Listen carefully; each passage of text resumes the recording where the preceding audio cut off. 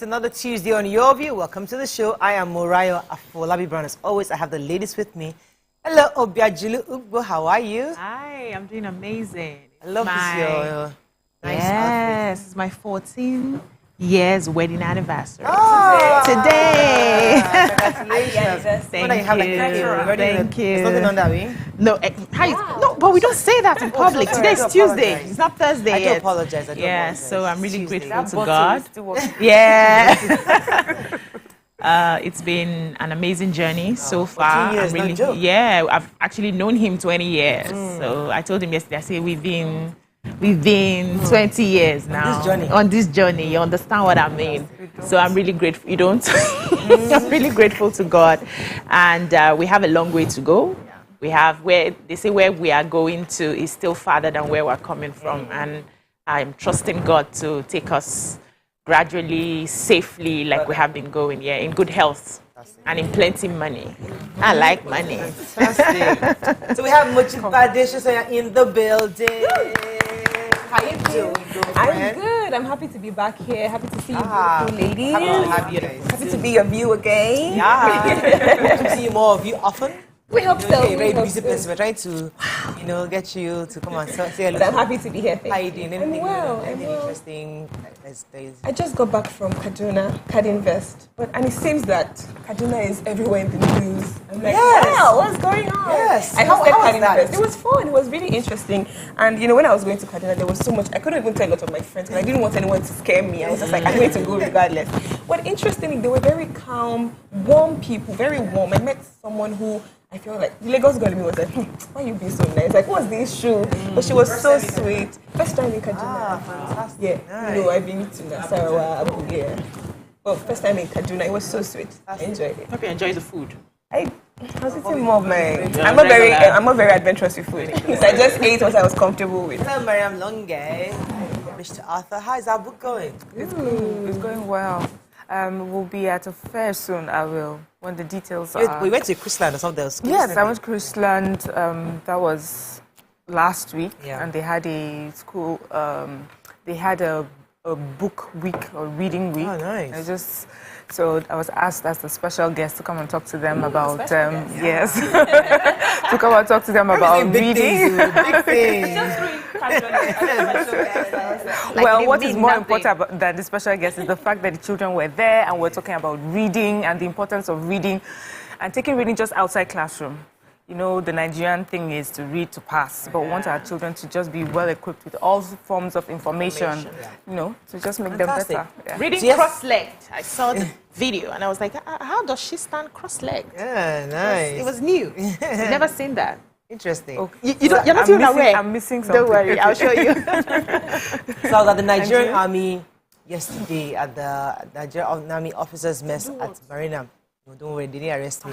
I was invited for a media chat. Okay. They talked. There was a keynote speech address by Colonel Olukolade, and it was fantastic just to hear that the Nigerian military are doing so much. Wow. To actually engage with civilians. There's something they call civil military interactions, relations, cooperation, and the idea really is to show that, listen, we are together, we're in this together, this is our country, and there's so much the military is doing, but they're not telling us, and we're trying to engage them further.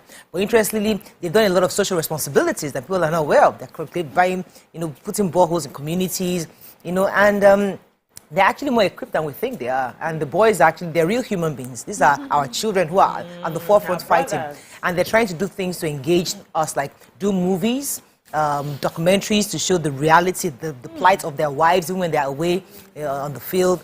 Just to let Nigerians know that, listen, we are human beings like you, and we expect some support. So, and they also caution us that when there's news about the military, let us verify first before we just go and just publicize what is not really accurate. But it was really interesting just to see those guys in uniform. They're talking about Liberia, Somalia experience. You thought these are military men. They've been to Sierra Leone, they fought wars across the world, and so you just feel like we should be proud of them. Yeah, I think that's what we should always try to do. Let's go on a break. When we come back, we go through the front pages of the papers. Stay with us. We'll be right back.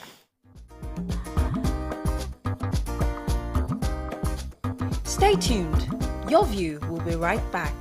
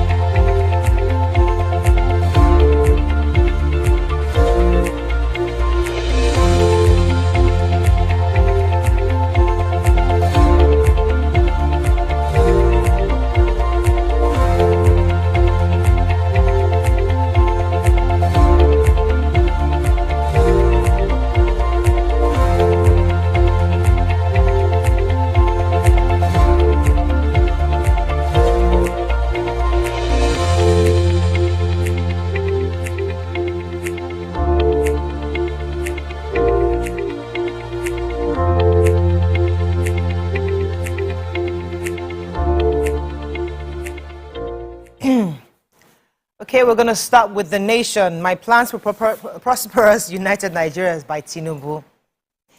NLNG's force majeure may push up gas price. My administration scorecard by Buhari. I will unlock Nigeria's greatness, says Peter Obi. Wike, PDP should apologize for Atiku's comment. 2023 INEC chair not under pressure to quit. Okay, which story are we starting with? President Muhammadu Buhari spoke during the opening of the Ministerial Performance Review retreats of his administration in Abuja, and he presented his scorecard of his administration, saying that his high-impact projects met the yearnings and expectations of Nigerians, and the level of progress made in the implementation of his 9-priority agenda had remarkably impacted sectors like power, communications, digital economy, oil and gas, national security, anti-graft war, social investment, health and agriculture. He said the Nigerian Air Force would, at the end of his tenure, have additional 36 fighter jets, that the Nigerian Air will also begin operations. Now, we've been talking about the Nigerian Air. They will be beginning operations before December 31st.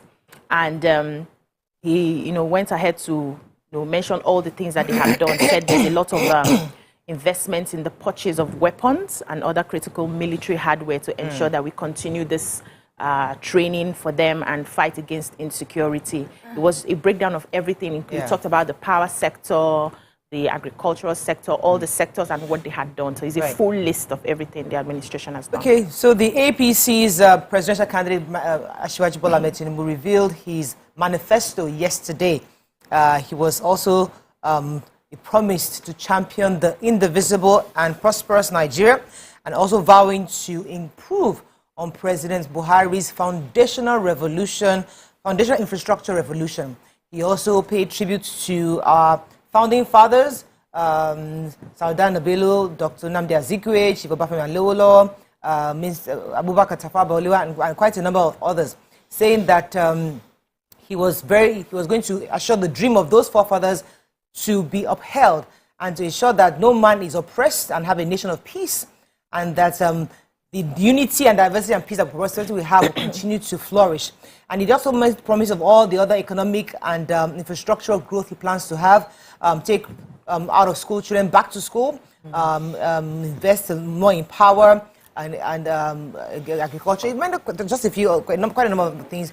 It would be nice for everybody to look at the manifesto to even know and have an idea what this man plans to do for Nigeria if he becomes president. I think Peter Obi also had something like that. You have that story. Go ahead, so Peter Obi's statement was he will unlock Nigeria's greatness. Now, the Labour Party presidential candidate for 2023 and former governor of Anambra State has promised to use Nigeria's resources to unlock its greatness if voted into power in the 2023 general elections, but he regretted that the country has slipped into terrains that qualify it as a failed state. So he has said that when a country is no longer in control of its economic and security, it is deemed a failed state. So he has promised that if elected, he'll make positive changes if he becomes president. You know, he spoke at the Arawa thing in Kaduna State with a couple of other committees that were there. And then he said that security agencies will be well equipped to handle all forms of insecurity in the land. Security was a major because even all the major parties, same the PDP, and even Asiwaju was saying that under his leadership, every inch of the national territory will be secured and defended. The military will receive the much needed protection. So everybody sees the importance. It's a major problem. It is a major problem. One more story. Go ahead, please, Mariam. So this is about the PDP, but it's just a response to what a lot of people have been talking about, the statement by the presidential candidate of the PDP, talking about he being allegedly that he asked people to vote for him because he's northern. And Governor of Rivers State is asking PDP to make an apology to Nigerians because that statement, at first he was asked, he said, that statement, if true, because he doesn't want to believe that that's what he said, but that if it is true, the party needs to apologize to Nigerians because it comes across as northernizing the presidency, and especially at a time like this where we need to make sure that we're united. And he also, a spokesperson for the party had explained and said that the response that the presidential candidate gave was in response to someone's question who asked the question that was centered on the northern issue, and so he gave that. It was almost like a joke, like a humorous response, really. So it was not meant to come across the way it sounded. I said, so even if that's the case, the PDP needs to explain the context in which that statement was made so that people would understand. Because it's been taken out of context. All right, moving on to the Punch. 2023 Presidency Tinubu will be on full economic restructuring agenda to the north. Ministerial retreat, Buhari backs Nigeria Air, Shimbaju laments forex woes. Police arrest Lagos businessman over wife's death. Tuition hike, protesting Ogun Police students disrupt exams, demand reversal. Kogi gunmen kill worshippers during church service. Immigration probes personnel over extortion at Lagos airport. Nigeria's debt risky and unsustainable, says report. Inflation hits 20.77% as food supply forex crisis worsen. And Clarks asks Buhari to release Nnamdi Kanu and Knox Malami. Okay, which story? Human interest story? Who has that story? Yes, so the Lagos State Police Command confirmed the arrest of the 37-year-old Lagos car dealer Ikechukwu Ogbonna, aka IVD, over the death of his wife, Abimbola, in Lekki. So, said on Saturday, fire broke out in the house and the wife was rushed to the hospital where she died. But there's been this alleged domestic violence that has been happening between both of them. They said they've been married for 16 years, they've had 5 children, but they've been having issues back and forth. They had separated when the issues got to a certain level and just recently reconnected. So after the passing of the wife, he went on social media and posted some videos showing domestic violence issues. There was one of the videos that he posted where he was showing that he was bleeding. He was saying that the wife had just hit him and is bleeding. There was another video again when the wife was trying to destroy one of the vehicles and they could hear the late wife now, shouting at the background and all of that. So the family members of the wife had made a public statement that he has run away since the passing of his wife and they want justice, they want him found. But the police now has confirmed that he has been arrested. So I'm sure investigation. So let's go on a quick break. When we come back, we continue with our review. Stay with us. We'll be right back.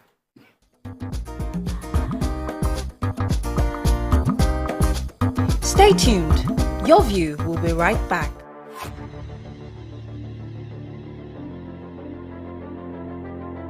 At TVC Communications, we're all about our audience. Millions of viewers, listeners, and readers every day all around Nigeria. Our 2 TV stations are among the most watched in Nigeria. TVC News is our award-winning 24-hour national and international news channel headquartered here in Lagos, broadcasting live from our custom-built state-of-the-art news headquarters. TVC, the top-rated family entertainment channel, is the place for fun, music, and information. With our breakfast show, Wake Up Nigeria, the all-female chat show, Your View, the best soaps and dramas from Nolly, Bolly, and Hollywood, music and entertainment blast, courtesy E-Splash, and of course, award-winning news and current affairs. It is all here. With news bureau and studios around the country and the ability to go live anywhere, anytime, we are first for breaking news in Nigeria. Awarded the NMMA TV Station of the Year, TVC News is the station of choice for news that is first, accurate, balanced, and reliable every time. TVC and TVC News watched by over 4.5 million people in Nigeria every day on terrestrial, DTH, DTT, OTT, and available to viewers in the UK on Sky TV. Watch all of our world-class programs on TV, online, and on our app. TVC and TVC News, the best entertainment and news for Nigeria on TV and online. And when you can't watch us, listen to us. 102.3 Max FM Lagos and 90.9 Max FM Abuja are now ranked among the most listened to radio stations in Nigeria. Now, with over 1.5 million listeners every day, we're the people's favorite radio station. Best hit music, best on-air talent. Max 102.3 hit music for Lagos and Max 90.9 hit music for Abuja. We are your home for that fun, entertainment, and hit music. In Lagos, YourViewTVC, our leading family entertainment TV channel, has a 47% market share. But this is just the start of our journey, as we plan to add even more services to entertain and inform our ever-growing audience. Thanks for being part of the TVC communication story.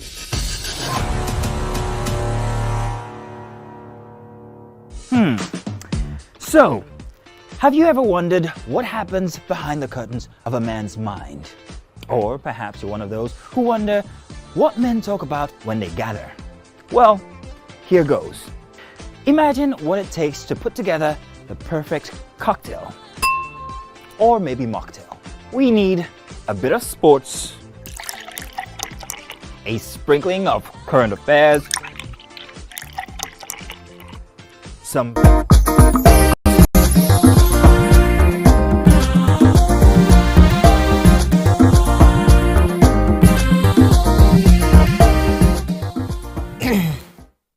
Still reviewing Punch, have a story, Miriam? I have a story. This is a sad story coming out of Kogi State. They said on Sunday, 2 persons were killed and 3 others injured at a church called Celestial Church of Christ at Felele, Lokoja.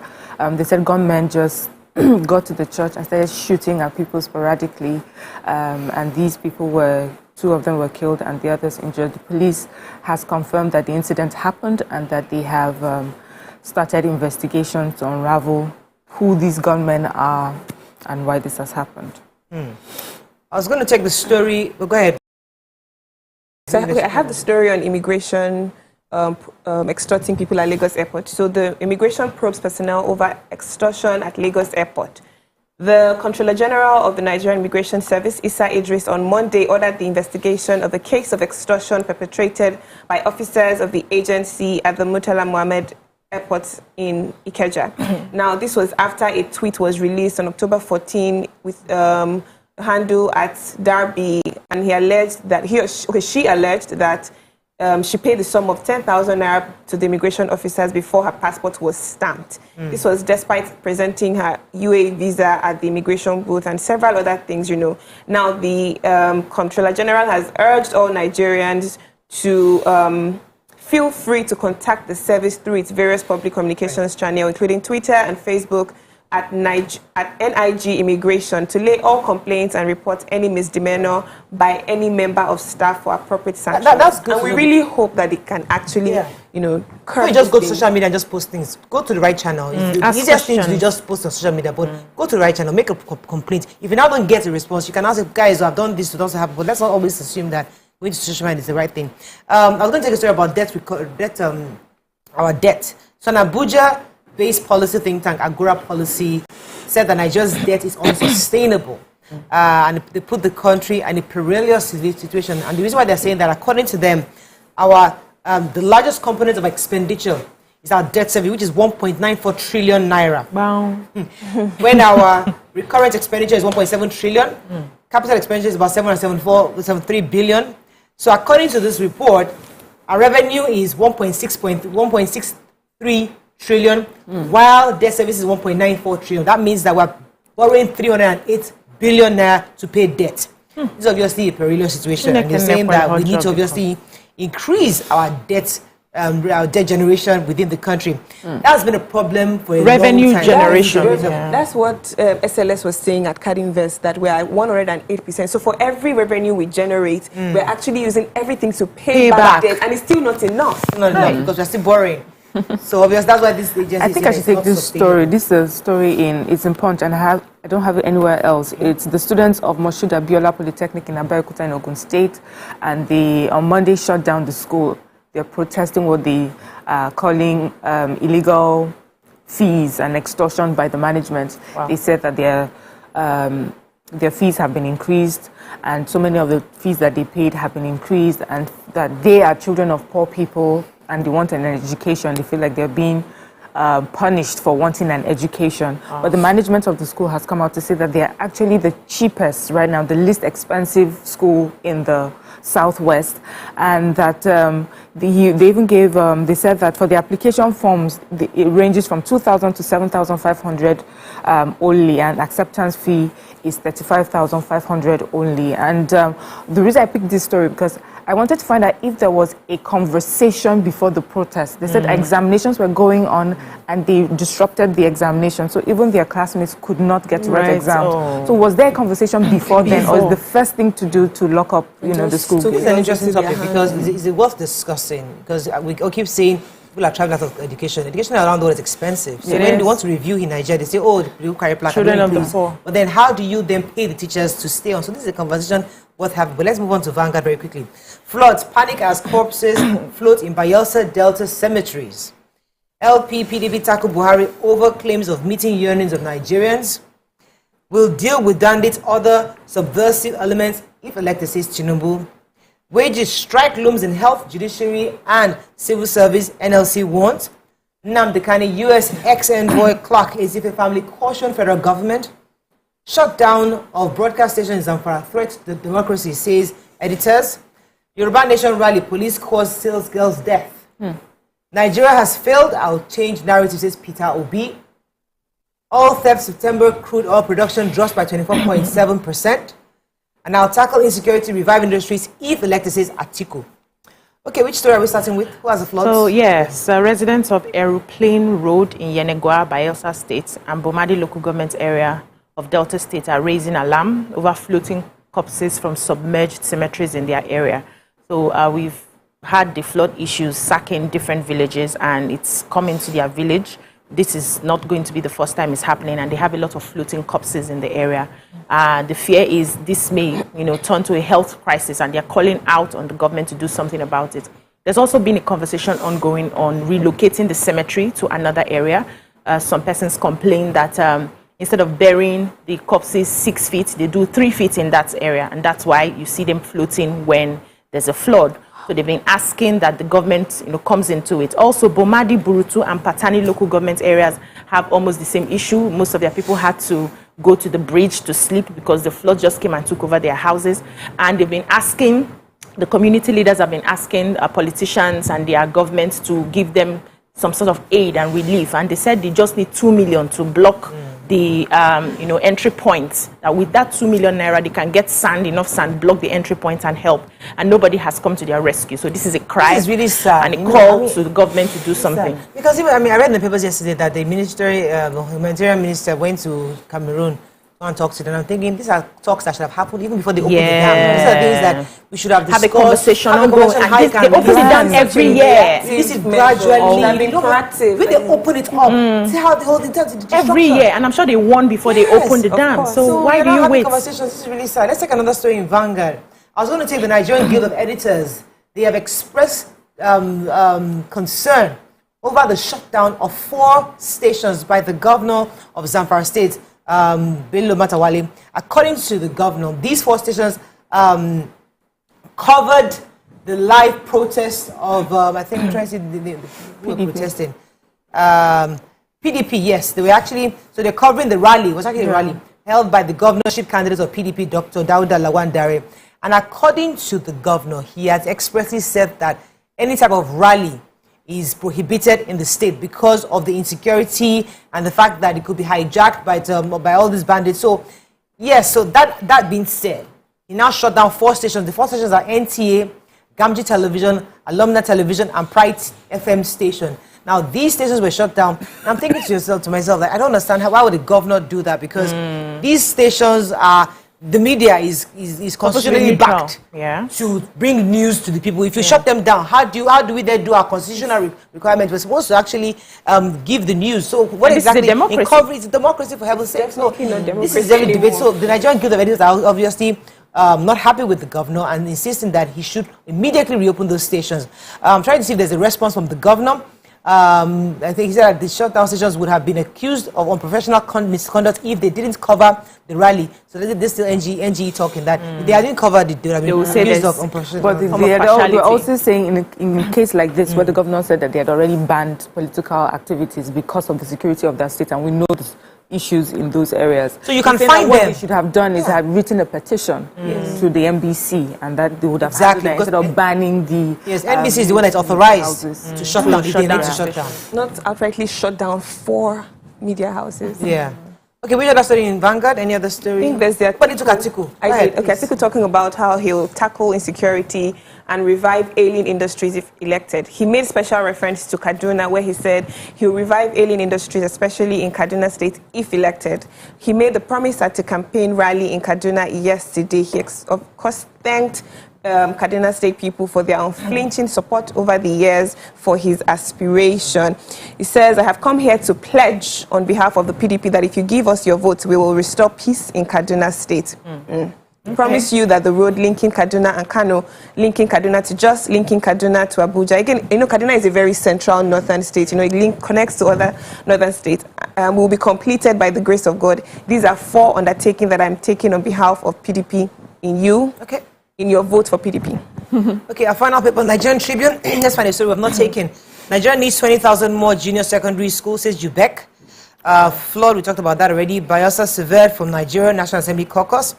$5.5 billion Bambila Pass project. ICC verifies Sunrise legal beneficial ownership in project.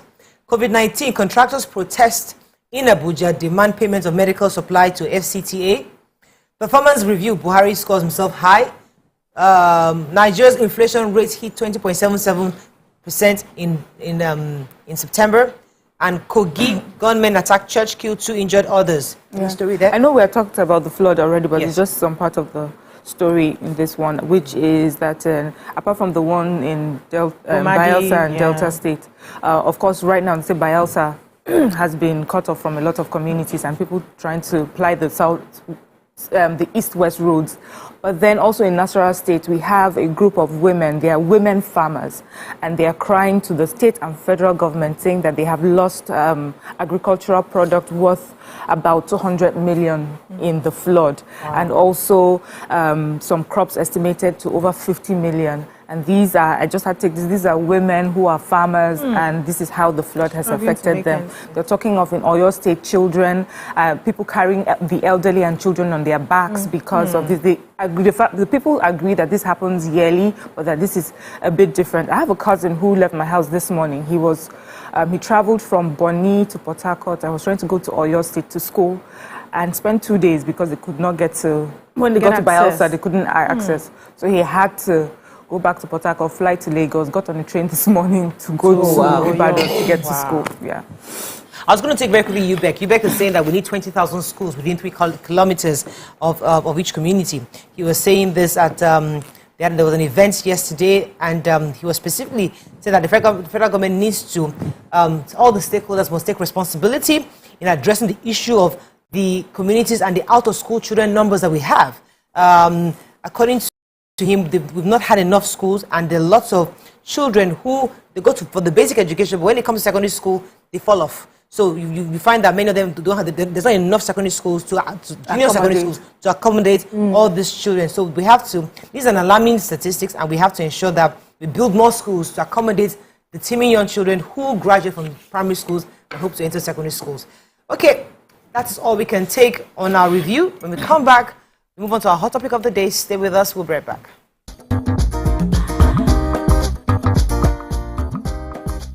Stay tuned. Your View will be right back. Okay. So, have you ever wondered what happens behind the curtains of a man's mind? Or perhaps you're one of those who wonder what men talk about when they gather. Well, here goes. Imagine what it takes to put together the perfect cocktail. Or maybe mocktail. We need a bit of sports, a sprinkling of current affairs, some very deep topical issues, and last but not the least, a healthy dose of grumbling of those we love to hate. And yes, you guessed it, women.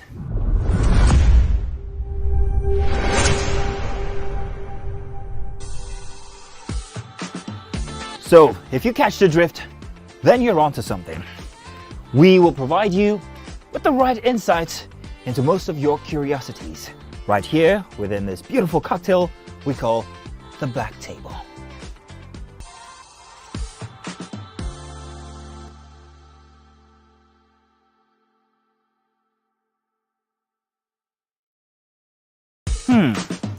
So, have you ever wondered what happens behind the curtains of a man's mind? Or perhaps you're one of those who wonder what men talk about when they gather. Well, here goes. Imagine what it takes to put together the perfect cocktail. Or maybe mocktail. We need a bit of sports, a sprinkling of current affairs, some very deep topical issues, and last but not the least, a healthy dose of grumbling of those we love to hate.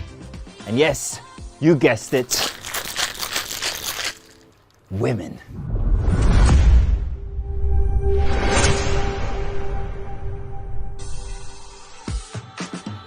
So, if you catch the drift, then you're onto something. We will provide you with the right insights into most of your curiosities, right here within this beautiful cocktail we call the Black Table.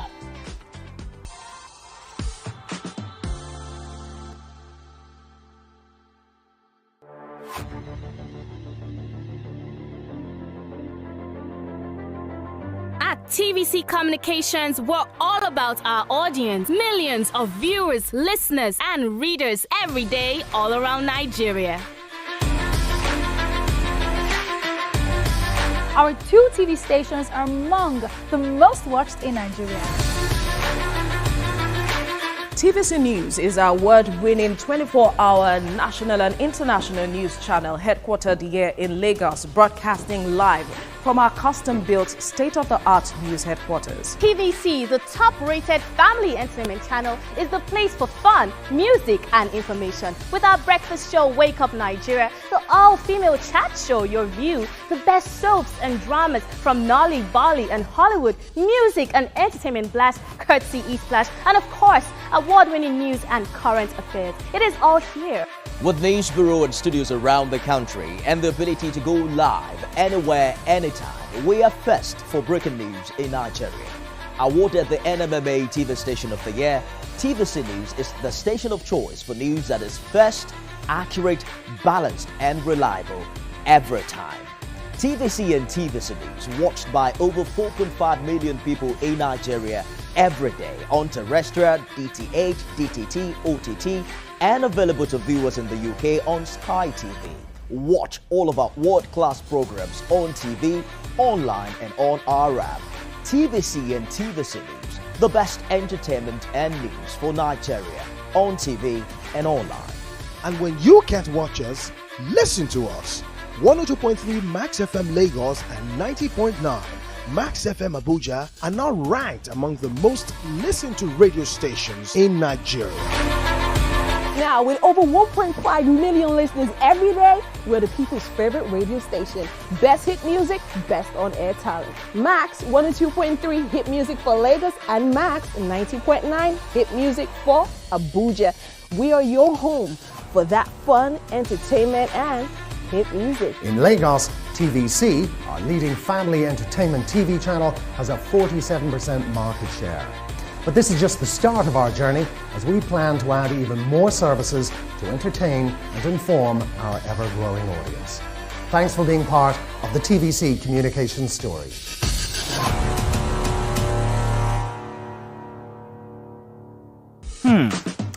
So, have you ever wondered what happened?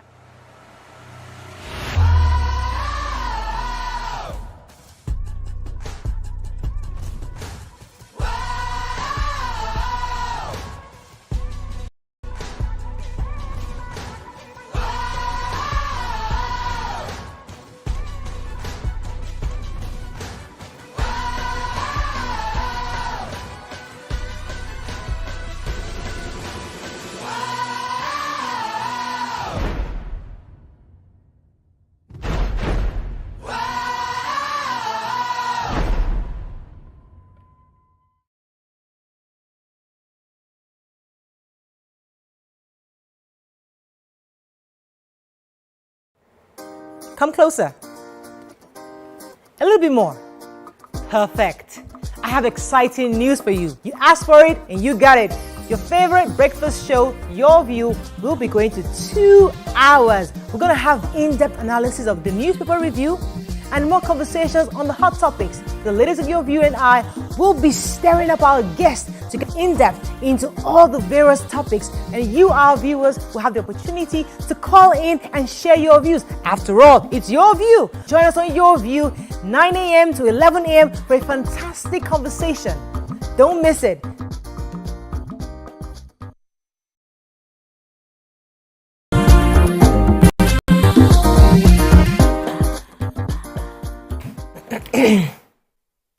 Thanks for staying with us. So a story broke our hearts when we read, was a story by Osita Chidoka. He wrote this story about his brother-in-law who died. So, and he posted this on social media, which is another opportunity to discuss not just the failing medical system we have, but the lack of empathy our health personnel show, the lack of compassion we see in many cases.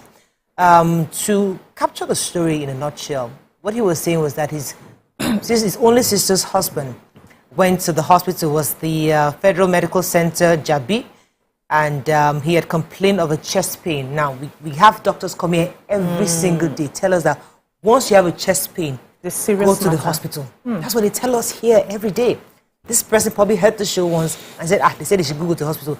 Went to the hospital, guess what? They gave him painkillers and sent him home. That's another issue of diagnosis. So you have a chest pain. They ask you to go home, give you painkillers. Now, unfortunately, he went home, he drove himself home, and then at 5 a.m., he died possibly of a heart attack, a cardiac arrest. Now, this person that was writing the story was also was sharing that there was a time he also had a chest pain back in Virginia, where the medical personnel immediately strapped him to the stretcher, did all the tests just to make sure that there was nothing, there were no other issues. You know, some of us watch The Good Doctor on Netflix, and we see the fact that any small pain, in fact, I have a back pain and I'm thinking, hey, what could this mean? What could this back pain mean? What back pain? You know, because you're constantly realizing that one thing could lead to something else. Yeah. But here, this man was let go and was taken home, and that's one of the things we ask our doctors every day. Is that you get malaria, or is it typhoid, or they just give painkillers? Those are the three things we get our doctors to do. Now, what's even most painful, after he died, the wife took him back to the hospital, right? Hopefully, she was even trying to save his life, thinking that he was probably still alive. She came to the hospital with the man in the car. In the car, the doctor came out and pronounced him dead. And guess what? Gave her a form to go and fill. And walked away. To go and do the mortuary. You see, it might sound like a conversation, but you see, until it happens to you, you will not get it. You see your loved one, lifeless, sitting in a car, and some clown hands you over a paper to fill the form that take him to the mortuary. It's the fact that nobody's talking to you, empathizing with that emotion. You're a wife. Nobody's seeing what you're going through. Like your entire world just came crumbling down in your presence, and they don't care. They're just giving you a form. Handle it yourself. Yeah. So when we spoke about nurses recently, you got bashed. A lot of people called you their names and said, "How can you say that about nurses?" But we are talking about the reality. We're not talking stories. People's stories. So I'd like to open our phone lines earlier than usual. You can call us on 081-270-5367, 091-390-7694. You can also tweet to us at TVC Connect. Please hashtag YourViewTVC so we can read your tweet. There's one issue of the medical issue. We know that one. Nobody, that's a no-brainer. My 2-year-old child will tell you that, listen, the general hospitals are not there yet. Yes, that's a no-brainer. Compassion, empathy, diagnosis. How do we begin to change the hearts and minds of our health personnel? So, you know, first of all, when I read the story, I had to go back to be sure where this happened, because some of the bashing I got was the fact that I was patronizing a quack, you know. So you look me finish like this, I resemble person who go patronize quack, but it's okay, it happens. It comes with the job, you know. We get bashed here from time to time, and that's okay. But I hope that after the bashing, people will pay attention to what has been spotlighted. Maybe the message was passed, you know, strongly, but can you pick the message and leave the messenger? Just get what we're trying to say. So I checked again, and it was a federal medical center. Professionals that are supposed to be professionals. And I was like, okay, so this is not a case of a quack. these people can afford the proper medical care. That's one. Secondly, some customers came in from Canada yesterday to patronize me, buy hairs for themselves. And one of them was a nurse, a Nigerian nurse in Canada. So we started having a conversation. And she, you know, when she said she was a nurse, I was like, did you watch the show? Hope you're not going to bash me. And she smiled. And she said she has had some sort of experiences with nurses because she had her children here that was different when she started practicing. She said it took 3 extra months after training them professionally, 3 extra months to teach on just empathy. And she didn't understand why they were wasting so much time training them on empathy. How to talk to your patients, how to pay attention to your patients, how to just make your patients feel comfortable, how to not just give injections and drugs without telling them exactly step by step what is happening. And I've had that issue in different hospitals. I go in and they're just bringing injection and they're doing like this and nobody's telling me anything till I start asking, Uncle, what is inside that place? Even in the labor room, I always ask questions like, what's that pill you want to put inside? I want to know. So she said they took 3 months and she didn't get it till she started practicing. You know, so she saw where I was coming from and she said, we'll get there, but we need to keep talking and I should not be discouraged. We all need to keep talking and calling out till we make that change. Now, we all need empathy and compassion as human beings, okay? For everyday life, how you relate to one another and all of that. But if you decide to be in the care industry, I saw medicine, I did not read it because I don't have the capacity to do that. I saw nursing, I didn't go there. I don't have that emotional bandwidth to take care of plenty people at the same time. So I went to the one that I don't need plenty emotional bandwidth to handle. But if you choose to be a healthcare professional, there's a level to empathy and compassion that you will pay attention to. Absolutely. So even if we have not gotten there yet, probably in the curriculum, we're not paying attention to that, can we as individuals who are professionals decide to on our own, just add it small by small. You will be meeting people. They would experience you. They will experience the care. Nima here on that day shared how a particular nurse took care of her and did all of that. See this case of in a federal medical center. We don't pass this level. Let me do, what are your thoughts, initial thoughts, Muji? So my initial thoughts, I'll play on both sides, right? I mean, first of all, we have a lot of work to do in healthcare in Nigeria. It's really bad. I saw my friend post on Instagram some days ago. She went to the hospital at about past 5 after work. When she got there, she wanted an injection. They were supposed to give her and the woman was just murmuring. The nurse murmuring the whole time. You came late. You should have come earlier. As in, I was giving. I'm like, why? Like someone is ill. Coming from work, you can see that this person is ill. And you're murmuring the whole time, telling her she should have come earlier. It's past your shift time. You want to go home. Just making the girl feel so bad. She said she left there crying. Like she was so broken. Like, is it my fault? I mean, I just leaving work. And just that empathy factor is so critical. And then I'm thinking back at the hospital saying, okay, you know what, just go to the mortuary. Yourself. Maybe they didn't want that the news to be, oh, he died here. But even at that, you should have shown some care. People remember how you make them feel. So she might even heal faster, knowing that there was someone who genuinely showed care, even though her husband was dead. Like you would have broken her more, almost like carry your load and be going, please. Her husband. And that's not their first time at hospital. They've used hospital for years.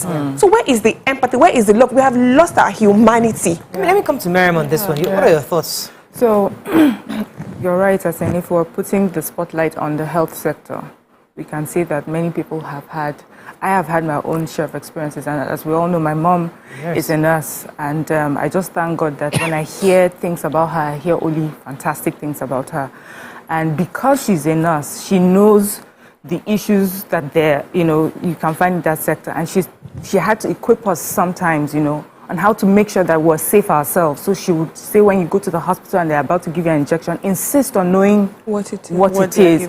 She didn't even say it as a way to make the nurse look bad. She said sometimes they're tired from their shift, just so that sometimes you asking will help them check again that they are giving the right thing, things like that. And I find out that when I do this, the much older nurses seem to be more, and in fact, even before you ask, they're ready to just give it. But the younger nurses feel upset about it, so there's a lot of training that needs to go on. But for me, I think it's just a general lack of empathy across board. We have a culture of just lacking compassion concerning anything. The other day, our hard-working soldier fell from the sky. People were laughing at him. Do you understand? Yeah. It's just everywhere. You have a lesson teacher that's supposed to come to your house and teach your child. Half the time he or she is on her phone looking through, and then when you walk in, then they are looking at you like that. It's just, we don't care. The only time we expect people to give us to give us the basic empathy or compassion is when you're like, let me just tip them so that tomorrow they'll treat my child right in school, so that they'll treat my, they'll treat my patients better. The truth is we cannot compartmentalize empathy in a way that say, because you are in the care sector, or you are in the health sector, or you are in this sector, if you don't start teaching it today in your homes and showing empathy to each other, where will you carry it to the health sector? Did you see a video that was if you don't have it, if you don't do it to people just around you, you're walking past, you're talking to people, you must have it, you must teach your children, you must do it with your friends, so that wherever you wherever you end up, you know how to behave, what to do. Imagine that sad story. That woman held on to her, her husband, and no one, it did not occur to anyone to think, let's find a way to comfort this woman. There's this story of a young nurse. She told me this story because she was trying to explain the training. And she said, as a student nurse, a lady would come to visit her husband, and one day she comes, over the night the man had passed. She says, when the man came, she was like, so the woman was like, because it was an empty bed, she said, that man, he don't die. Yeah. She grabbed the neck, the widow. She said she learned, they had to call her and say, that is not how you do it. But if you don't know, if you have not been taught, if you find yourself somewhere, you act just the way you act at home. Yeah. Let me go on a quick break. When we come back, we'll continue this conversation. Stay with us. We'll be right back.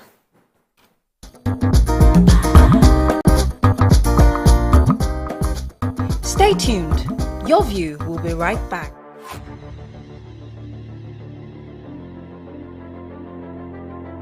At TVC Communications, we're all about our audience. Millions of viewers, listeners, and readers every day all around Nigeria. Our 2 TV stations are among the most watched in Nigeria. TVC News is our award-winning 24-hour national and international news channel headquartered here in Lagos, broadcasting live from our custom-built state-of-the-art news headquarters. TVC, the top-rated family entertainment channel, is the place for fun, music, and information. With our breakfast show, Wake Up Nigeria, the all-female chat show, Your View, the best soaps and dramas from Nolly, Bolly, and Hollywood, music and entertainment blast, courtesy E-Splash, and of course, award-winning news and current affairs. It is all here. With news bureau and studios around the country and the ability to go live anywhere, anytime, we are first for breaking news in Nigeria. Awarded the NMMA TV Station of the Year, TVC News is the station of choice for news that is first, accurate, balanced, and reliable every time. TVC and TVC News watched by over 4.5 million people in Nigeria every day on terrestrial, DTH, DTT, OTT, and available to viewers in the UK on Sky TV. Watch all of our world-class programs on TV, online, and on our app. TVC and TVC News, the best entertainment and news for Nigeria on TV and online. And when you can't watch us, listen to us. 102.3 Max FM Lagos and 90.9 Max FM Abuja are now ranked among the most listened to radio stations in Nigeria. Now, with over 1.5 million listeners every day, we're the people's favorite radio station. Best hit music, best on-air talent. Max 102.3 hit music for Lagos and Max 90.9 hit music for Abuja. We are your home for that fun, entertainment, and hit music. In Lagos, TVC, our leading family entertainment TV channel, has a 47% market share. But this is just the start of our journey, as we plan to add even more services to entertain and inform our ever-growing audience. Thanks for being part of the TVC communications story.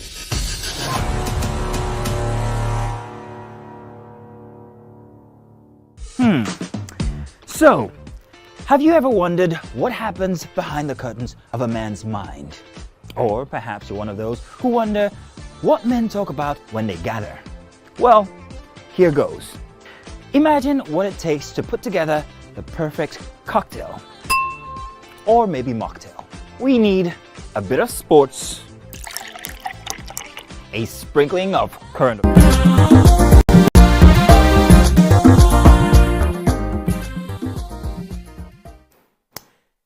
Thanks for staying with us. We're still discussing the empathy nurses show or don't show at hospitals.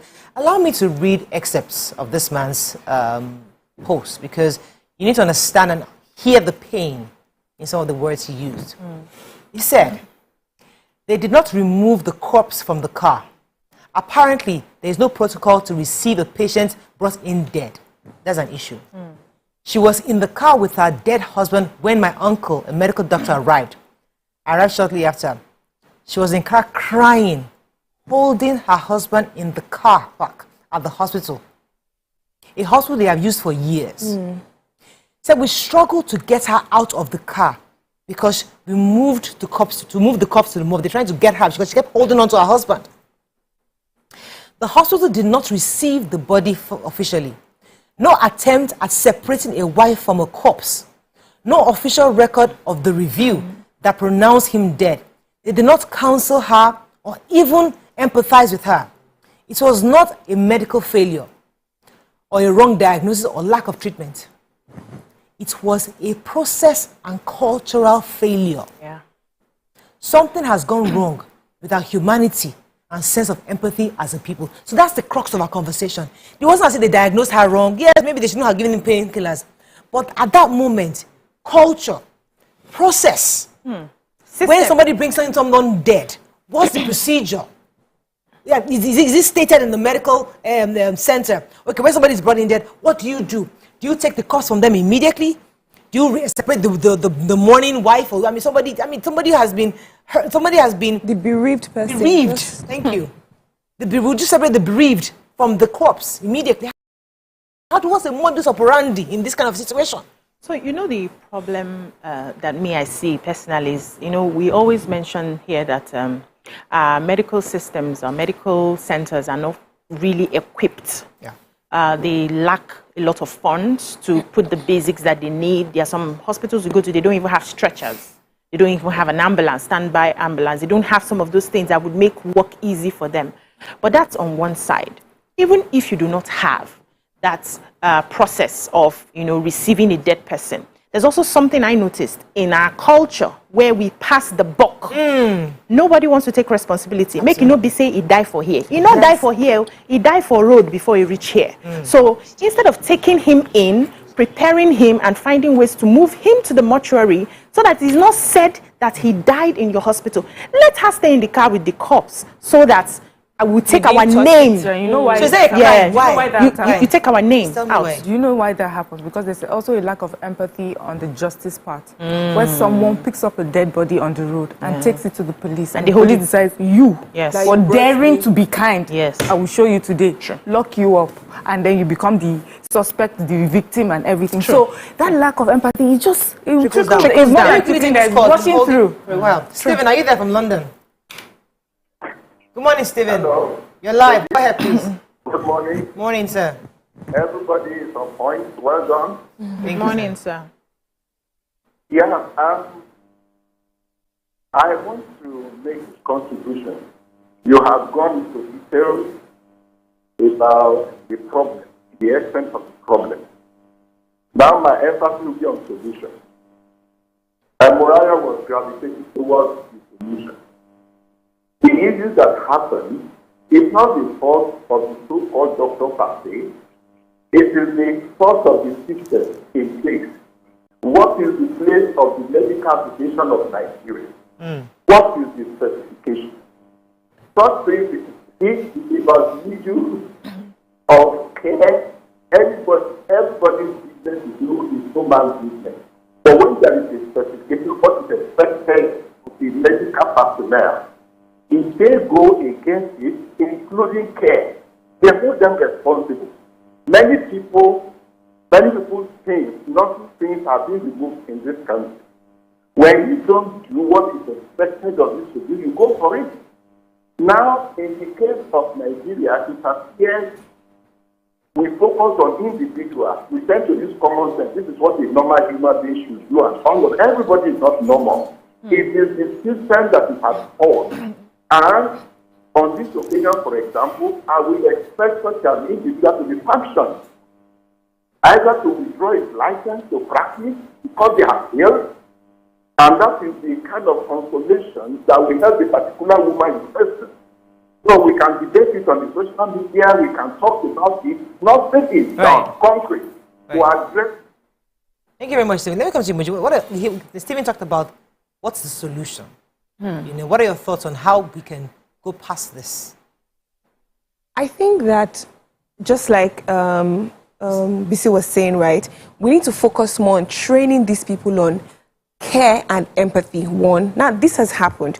They should check do they have functional policies on how to receive dead bodies? If they have, and this man has a doctor, a medical doctor. If he has breached it, yes, withdraw his license. Like, it is totally wrong. Like, this woman will grieve longer than she even, because one lost someone holding her husband of how many, even if they've been married for 2 years, that is a significant other, right? He's just passed. You just, nothing to even document that, okay, he's passed, I'm so sorry. No empathy, you're not even sympathizing with the woman. You just say, carry your body and go, not trying to separate until another person, a third party came to feel. Let me add this. Came to come and, rescue her and say, let's detach, take the body away, and then, it's really bad. Let me say something. I wanted to quickly add before you, so that I don't lose the line of thought. Where there is no law, there is no sin. Most of the times, why we don't see people pushing to, penalize a particular doctor is because the hospital has there's no policy on how to receive. If he dies inside, it's different. If he dies outside, it's different. There's nothing guiding how to behave. But this is where empathy now comes in. Even though there is no law that we don't receive, or we don't have the modalities to take care of a dead person that did not die inside, we have people who would attend to the woman till they can find somebody, a family member is called to come and pick up. There's somebody that should have removed her from that corpse, kept her somewhere, talking to her, pep talking, listening to her, allowing her cry on their shoulders and all of that. That is where empathy comes in. So you don't have to wait till all the laws are right for you to show empathy. Empathy is just being a human being. So if there were human beings in that regard, they could be handling that while they are now sorting out the inadequacies of the healthcare system. Can I say something before? Sorry, just in line. Okay. Oge's been holding from the UK. Good morning, Oge. Good morning, Oge. You're live. Go ahead, please. I've been listening to you guys, your comments on how, because I myself am a nurse and I work in the UK and I was trained here. Although I grew up in Nigeria and I have experienced the Nigerian health very well, and I have family members who have also experienced it. I think the issue that Nigeria has is that the governing body that actually governs healthcare workers don't do their job. The UK, for example, I have a lot of my colleagues who are nurses. Some of the things that they do in Nigeria, they know it cannot fly in the UK. Because the first thing first, even without the empathy, there is that fear you'll be called out. There is that fear you will lose your life. The bereaved family members to complain. Your police can complain. They will take you to the governing body. By the time you go through a lot, they will take you to court. They will the whole prosecution and everything, the governing body for the bereaved. So at the end of the day, that fear of, oh my God, I'm going to lose my job, and my family is going to go through a lot of emotional things. You would do the right thing. Because you're not going to expect a Nigerian who hasn't been shown empathy every day of their life to come and show you empathy at work. Right. You're not going to expect. Oh, Sugar, I think we lost that call. I'll come to Mariam. Okay, so you wanted to say something? Yes, please, just one thing. Again, I'm just thinking, I'm sure FMC Jabi, this is not the first time they're having such a case. So they've just ignored. So even if there was no process, they should have built something, because they must have had several occurrences like this where people will come with dead bodies, right? So they probably just said, you know what, we don't really care. Because if they did care, they would have put up a structure to say that this is how we receive these things, even if they didn't have it from inception. Something so simple. It's, just as simple as nothing serious. Not as simple as a CCTV camera. There's enough evidence to say to exonerate them and say, to show that they brought the body in dead. That's enough. First of all, care for the family. First. Then if they want to be asked, he died in the hospital. There are CCTV camera shows that you drove. You did not went inside. Simple. You solve the problem. All this we cannot take the dead body. What does that mean? Let me come to you, Mariam. The issue of empathy. Yeah, as I said, this thing is just widespread, and we just need to, I had two experiences here in Nigeria.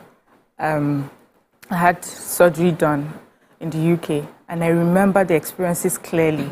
I was supposed to have this MRI scan here in Lagos, and The process was I was supposed to drink something before the scan. The guy gives me a bottle. I say, drink it, drink. I said, how much of it? He said, just drink. Drink plenty. So because I wanted to show that I'm a good patient, I finished it. Then he came, he saw the bottle, said, you finished it? So I was like, God, I'm dead. I've taken poison. And so they now took me in to come and, to do the scan and everything. While they were there, I was so sick, I was so scared, and then I threw up. I was like, I'm just done. I don't want to do this. And they were also talking, I could hear them on, is it this one first, is it that one first? It's a very big federal government hospital. Anyway. It's not quack, Sha. It's not quack. Then when I eventually was asked to go to do it abroad, the same procedure. My sister. The difference is clear. They asked me questions. How do you feel? Have you had this? I said, yes. I said, I think I'm allergic to it because I threw up there. I'm like, why? They asked me, what kind of music do you like? Because they'll put you through the scan and then you take a while. What kind of music? Do you like R&B, hip hop, and blah, blah, blah? I'm like, okay. I said, gospel music. Anyway, they put it, they made me feel so relaxed. The communication. They were talking to me. Before you even do this. They asked me the questions. I could sometimes you hear over there like, are you okay? Are you feeling fine? Because there was a part I was thinking about my life under the thing, and they were like, are you okay? Are you feeling? I'm like, look at that. My mom was with me, and my mom was just amazed at how just everything just went by so seamlessly. There's no look on their face that you are not somebody. What you say, passion, dedication to the craft. It's not related to this, but when you said something, I remembered. I shared the story when I was arrested in the US after the whole thing about pregnancy and they not disclosed. So when the police was questioning me, he was making me feel so good. You're okay. Your crimes. Because what happened was this. I was just thinking like I was thinking like a bird. This one say, kill them with love. Yes. So that's exactly what happened. So you got pregnant. So when they asked you, you said you were not pregnant, right? You get smiling. Yes. I said, when they now finally came to me, my brother was like, are you okay? You should have just said no comment. So I was just like, that's what it's done. How they are trained to extract information. They are trained. Let me take this call. It's training. I think it's okay, I believe. I'm not even sure what I have on the go. Good morning, Ademola. Are you there, Papa Belkuta? Go ahead, please. You're live. Yes. Yeah, good morning. Good morning. Good morning. My own intake is just that the system in this country has failed. When we check how the trained nurses have been trained in Nigeria here, we see they don't have enough facility to train them in a normal way to even have a practice. Even the funding of the health sector is poor. So what do you want? What will be the outcome of a funding of the health sector which is not being funded well? People working there won't be. Hello? Okay, I think we lost that. Okay, I think I lost that. Okay, but let me talk about, he said something about infrastructure, and I'd like to touch on that for a minute, because sometimes it's the easiest person to blame is, the government, they didn't build this, they didn't build that. But the truth is that we have traditional birth attendants who don't use any fancy hospital. They don't play music for you. And they give birth to children very well, and they're very neat. We have traditional healers who are there healing people in the villages without any fancy, nice infrastructure. True. Yes, maybe they have their own shortcomings, but the truth is that there are different levels of care. We've heard a child where she went to school and she studied under a tree. They didn't have a classroom, and she did fantastic in her WAEC. She passed with glowing colors. They didn't have a nice color TV and in their classroom. So sometimes infrastructure is important, absolutely, but when you have humanity, humanity is humanity, regardless of where they put that humanity. You can put anybody in the best of hospitals and the worst of it, and they can still do the same thing. Yeah. So let me even give the example of teaching, for instance. Yeah. So one of the reasons we are beginning to advocate that you do a job that you love is because even when there are infrastructures or not, because you have a passion for your job, you will find a way. As a classroom teacher, there were teachers that were so exceptional. It was the same materials they give everybody, but they will go the extra mile. They will make the children feel at home. They will lie down on the floor. They will you could feel the passion in that job. And I'm sure there are some healthcare professionals who they don't have everything in their own hospital. But you can, if you meet them, you will feel the passion. Yes. So can we begin to pick jobs that we are suited for? 1, 2, this temperament thing is not being so.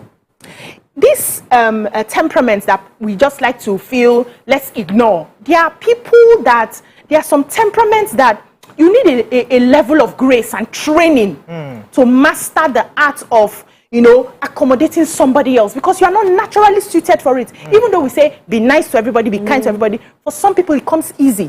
For others, they need to retrain. So ask yourself, this profession, what does it require of me? There are some people that you can't be in their space for a very long time. They get tired. So if that kind of person becomes a healthcare professional where she or he needs to treat patients and stay in their space for a long time, you think that will not come into play? It will. Let me go on a quick break. When we come back, we'll open our phone lines more and take some more sweets. Stay with us. We'll be right back.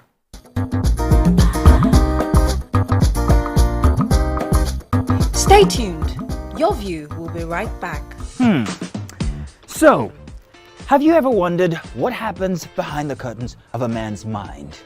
Or perhaps you're one of those who wonder what men talk about when they gather. Well, here goes. Imagine what it takes to put together the perfect cocktail, or maybe mocktail. We need a bit of sports, a sprinkling of current affairs, some very deep topical issues, and last but not the least, a healthy dose of grumbling of those we love to hate. And yes, you guessed it, women.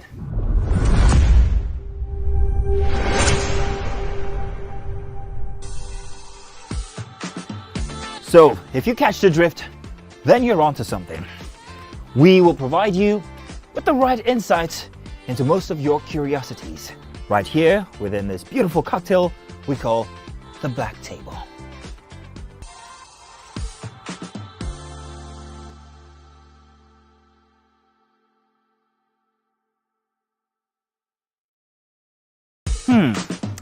So, have you ever wondered what happens behind the curtains of a man's mind? Or perhaps you're one of those who wonder what men talk about when they gather. Well, here goes. Imagine what it takes to put together the perfect cocktail, or maybe mocktail. We need a bit of sports, a sprinkling of current affairs, some very deep topical issues, and last but not the least, a healthy dose of grumbling of those we love to hate. And yes, you guessed it, women.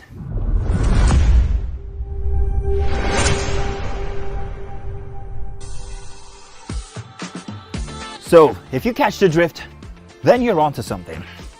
We will provide you with the right insights into most of your curiosities, right here within this beautiful cocktail we call the Black Table.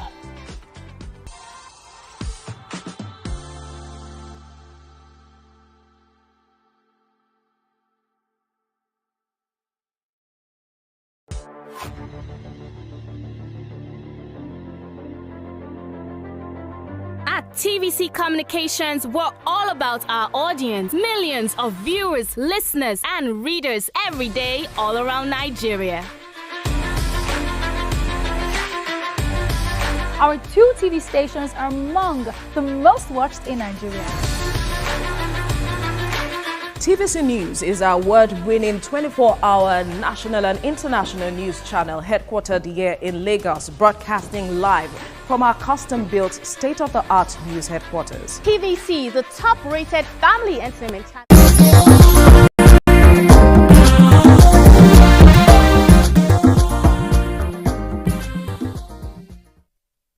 Thanks for staying with us. We're still discussing empathy with our health workers. Let's take a few points on social media. So Lola Shokbeju says, my mom had the same experience in Nigeria with the MRI scan. No clear directions on the quantity of fluids to take. We had to do our own research online. Long story short, she slumped a few hours after the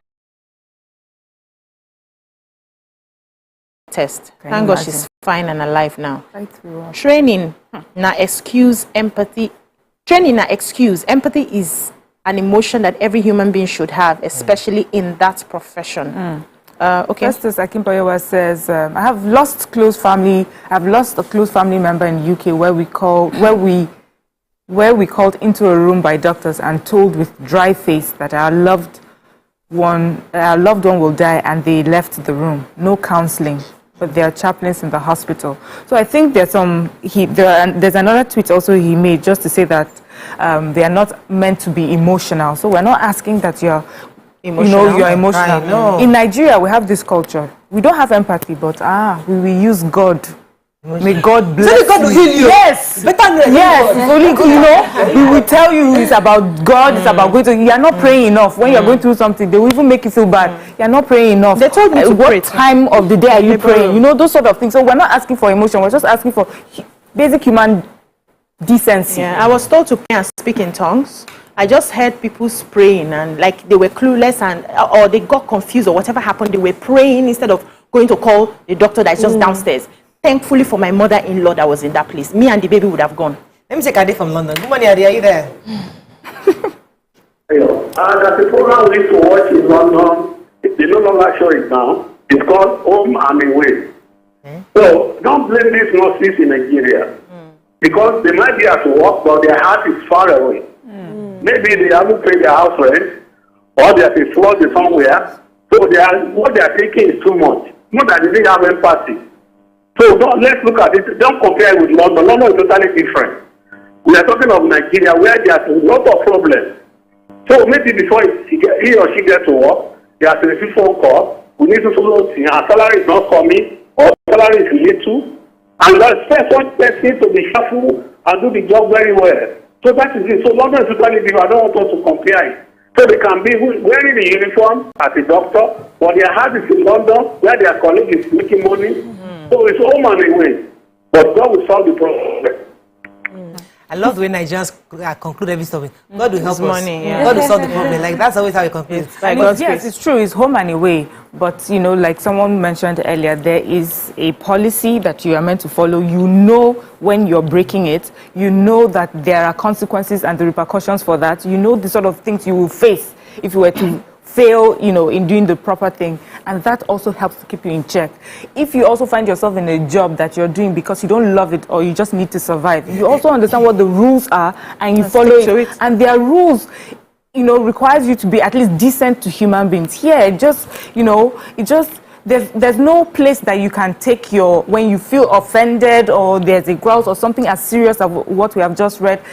There's no one that you can just go to and you're sure that somebody's going to handle it and take care of it for you. Let me take Daniel from Adamawa. Good morning, Daniel. Are you there? Good morning, Morano. You're live. And ladies. Good morning. I'm a first-time caller. Welcome to the show. Hi. Yes, I want to talk about this empathy. You see, there is something we really need to understand. Even if you have lost your empathy, even if you don't have any single empathy, so long as you have taken the career of the medical line, you are being paid to show empathy. So whether you have empathy, that doesn't count right now. When you go to the work, you show empathy is by force, it's not by choice. Please, there are some deaths that are avoidable that our medical lines are not really doing anything about it, and people are wasting. May God help us. I love it. So Chase Richard here says Nigerian trained nurses and doctors go out there and practice exceptionally great. The same Nigerian trained nurses, doctors, they say lack empathy. Let's tell ourselves the truth, I beg. They are good. Nobody's saying they are not good. But what I know is when you carry your certificate from here and you go there, you are retrained to fit into their standard. They have a standard that everybody is expected to, and their policies. There was a nurse recently that was sacked, whether she decided to take it to court or not, I can't remember the exact story, for saying, yes, a Nigerian nurse abroad, for saying, is it in Jesus' name or by God's grace?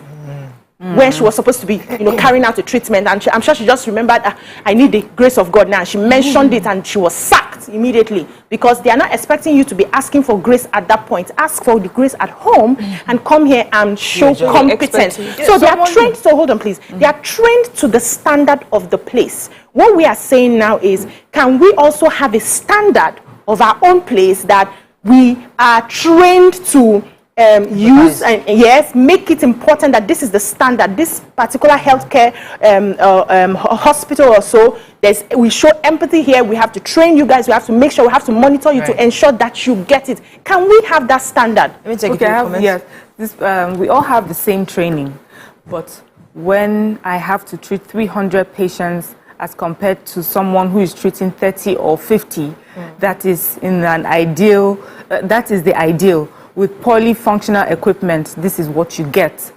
What about some empathy for the poor nurse who is being insulted by patient relatives? So, yes, we understand that there's problems in Nigeria. We have many things that we're dealing with, and that is why we'll call out our behavior as human beings, one, and we'll call out the system. We always talk about policies, the system, those who are supposed to make sure that things are done right, those who are supposed to punish those for infrastructure, that go wrong, the corruption, everything. That's why you cannot sit down in one office and be corrupt and think you have just dealt with those people there and fly away. You're dealing, it trickles down, it just goes down. Everybody is affected by one bad behavior. If you steal money that is supposed to go to a hospital, if you steal money that's supposed to go to a school, this is the result that you get. Many years down the line, it could even end up in your house because you signed something you were not supposed to sign. You took out money that you were not supposed to take out. Right. Let me take this call from Esther. Esther, are you there from Makute?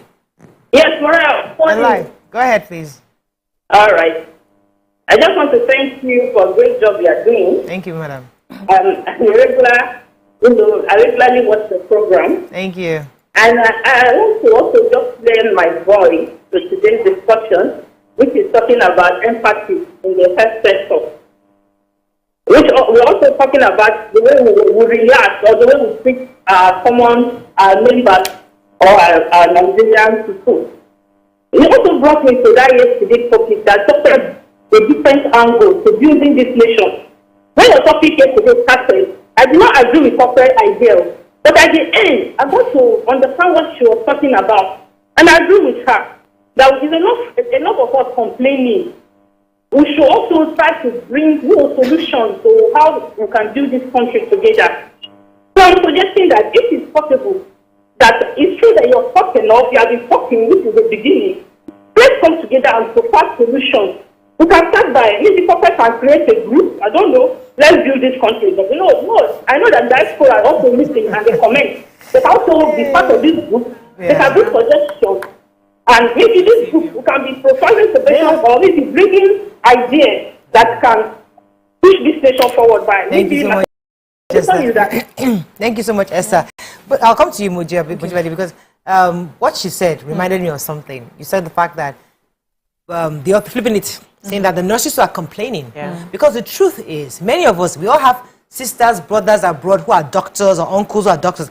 Small headache, you enter hospital, you're already calling your UK brother. Hey, have it, they're giving me, and you're there comparing notes. You are the Nigerian nurse, you're about to take care of a patient, and they're there on the phone with their doctor friend in America. Saying that sometimes they take the phone. Video call. Doctor brother yes. And that thing can be really annoying because you want to help, but they don't want to listen to you because the patient is coming in already judgmental. Coming in like, you don't know what you're doing. I'm only here because I have to be here. So let me call my brother in America to tell me. So that in itself angers more these nurses and doctors. That's the truth. Have you experienced that? No, I haven't. But what I was going to talk about was, I think Ade from UK, where he was talking about how some of these nurses are not even happy. They're at work, but their minds are not at work. Yes. I can be a banker, maybe a cashier, and I haven't paid my house rent, my child is sick. I will not steal money. I know that I will be straight to jail.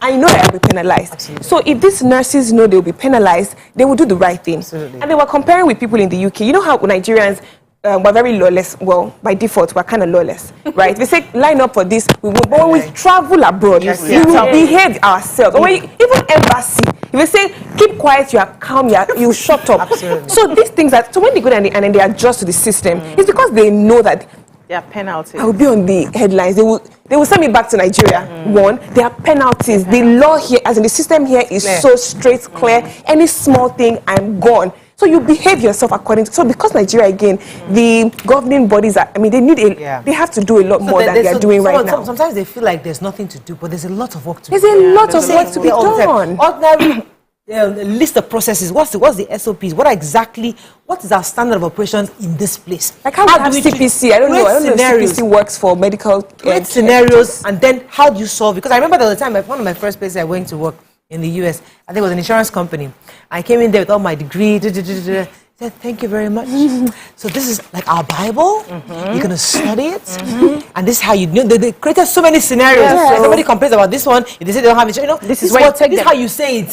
Don't bring down your knowledge from wherever it is. Thank you. Hang it. This is the Bible. We don't have a lot of that here. We need to. We need to have that so that people know how to treat people. I know one thing we're missing is that even traditionally, we have our ways that we can incorporate and that we can sell to the world. Our cultural practices. We're not even saying that copy them, hook, line, and sinker. We're saying that even us, we used to have some tradition. You were mentioning them, you didn't really elaborate on them. Some of those traditional helpers, people that used to help us giving birth. Even abroad now in America, it's a thing. They now have like people that come and help you have a baby at home. Midwives. This is midwives that help you have babies at home. We used to do that. What we're saying is equip them better. And then now that we have a huge nursing, let us see how we train people better. We used to, traditionally, women were not mean to other women. But we would hear in hospitals where women will go, they're in labor and someone is shouting, stop shouting, now only you come give birth. That's what they slap. And it's not traditionally the way we behave. People in the village don't shout at each other when they are going through. They understand it, And so if we put that together, we'll have our own system that works. But also, I know we don't like to always call out government when these issues happen. But the truth is they have to understand that there's somewhere that this starts. And there's a place that it can be solved. And if you do your part, we will also do our part. Absolutely. Let me take this call from Rita. Rita, are you there? Yeah. You're live. Go ahead, please. Yeah, concerning the topic of today, I also have experience with my baby and my husband last week. Reaching the hospital, my husband was treated, and he's getting better, thank God. And my baby, the hospital on Sunday, and the doctor attended. It's not even doctor, the private health care. I think he's one of the attendants there. Okay. They attended to him and they gave me one injection to bring the temperature down. Okay.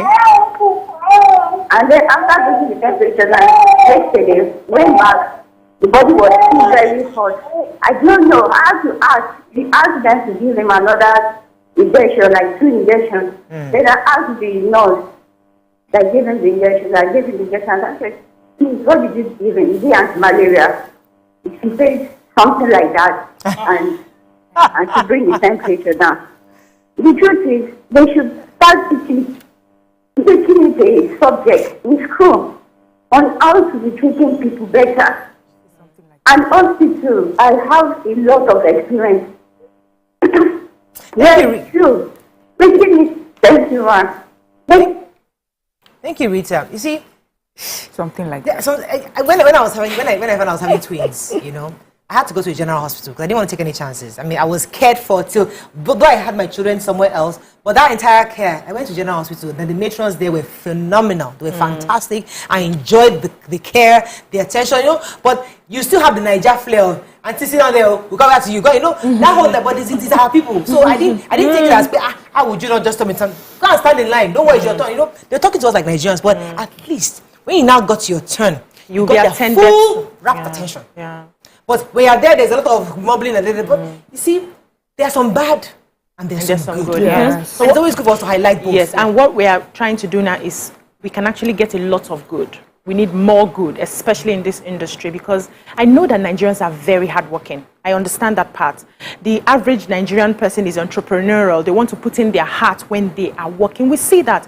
And we see all the sacrifice. Look at during COVID, when most of them were wearing the PPEs and a lot of them were getting COVID-19 and all of that. We know the sacrifices that they are making, but they shouldn't use their hands also. There's something they say, let your good not be evil spoken of.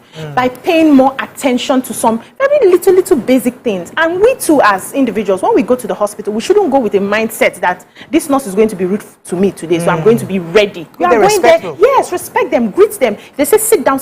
We are naturally not patient people. So if you sit down for 2 minutes and you have not called me, oh, that woman just came now. Can we calm down the way we calm down when we travel and allow these people treat us? And if peradventure, I have conversations when I go to the hospital. So if you're doing something, asking questions, what is this, what is that, and you answer me, because I know the rights. Not every woman or man knows that they need to ask. So we also need to give more information to the public. You go to the hospital, find out the injection they're about to give you, find out the drugs they are giving you, ask questions and ask politely, and we hope that they will answer. Let me take this call. Rita again from Port Harcourt, another Rita. Good morning, are you there? Hello, it's not Rita, it's Vivian. Oh, Vivian, I do apologize. Go ahead, Vivian, you're live. Yeah, thank you very much. Well, your topics are very interesting. Yesterday's phone touched my soul, and I really appreciate the way you handle and your maturity. Thank you. Just for today's program, Kidali, Nigerian hospitals are something I can't talk about. I have my kids abroad. I know what is obtainable. Even the same hospital that Sarkozy, who was the president then, wife and deliver here, I delivered, no problem. But my biggest problem in Nigeria is you go to hospital in Nigeria, you don't know the treatment you are giving to your child. Then you make the biggest mistake in your life in Port Harcourt and go to the general hospital. I need to call them out. If you come to that hospital with 200,000, only test in UPTH in Port Harcourt, you take 270. By the time they finish their test and they make you climb upstairs and downstairs, the patient is on the verge of dying. And by the time they finally bring out their test, the patients don't have money to buy their medicines. Each time I go there, I pay for drugs for people. It's horrible. I call that place a mall. In 10 minutes, you see them roll out more than 50 cups. The nurses are so wicked that I don't know. Where is Nigerian Medical Association? Where is the inspectorate team? Let us not pretend. Call them, I'm calling them out. UPTH Port Harcourt is a mall. God here. They can never do any test in the hospital. They refer you to where you will stay. And by the time you go up and down, you will see a nurse. It's the same nurse. In fact, it's not the nurse. He will refer, and you will come back to the same nurse after 4 hours. Thank you very much, Vivian. Thank you very much. That's another angle, because you go to the hospital and you walk from department, radiology is in one corner. You now go and do ultrasound somewhere else. You now go and do blood tests. Like you're walking around. If somewhere else, within they'll wheel you. If I was that strong, can go I elevator. had to come to the hospital. What she said. And the passion, you could feel the pain in her voice. Yeah. What she said also reminded me of my mother-in-law, who was diagnosed and said immediately she should not, place her legs up. But they put her in a wheelchair, and she sat down in that wheelchair for hours, even though they saw in the paper where the doctor was like, immediately have her legs, put up for many hours. See, we don't like to talk about that experience. It's because for me, when she passed, the major emotion I felt was anger at just the system, the way nobody. But this is the thing. These are the things that happen here, and we have to tell ourselves the truth. I have to wrap up. Okay, and I hope that these feedbacks we are given would be listened to, would be considered, because what I hear, apart from the fact that we don't like to take responsibilities, is defense. So when I read all the comments of all the insults I got, it was more of defense. You're not even paying attention to what exactly is she saying. Does she even have a point? Is it that somehow her experience may be true, even if peradventure I'm a known liar? Do you understand what I'm saying? Is there any atom of truth in what she's saying? But we always jump into defense, even when you take the matter to maybe the medical director and say, this and this is what I saw your doctors do or your nurses do. The first thing is, we don't do like that here. So when you have distance, across board, even government officials, everybody. When you now distance yourself from the information given, that's why every day we come back and we say the same things here, because there is no proper change. Nobody's paying attention. I hope they pay attention. We have to wrap up on this, but I think in a nutshell, this is feedback. to many of our nurses.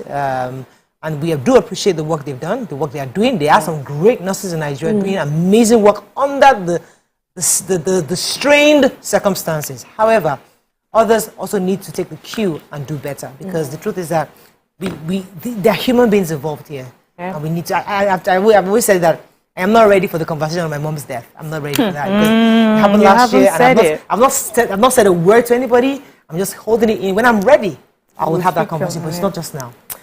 Okay, let's go on a break. When we come back, we'll discuss another important topic on health. Stay with us, we'll be right back.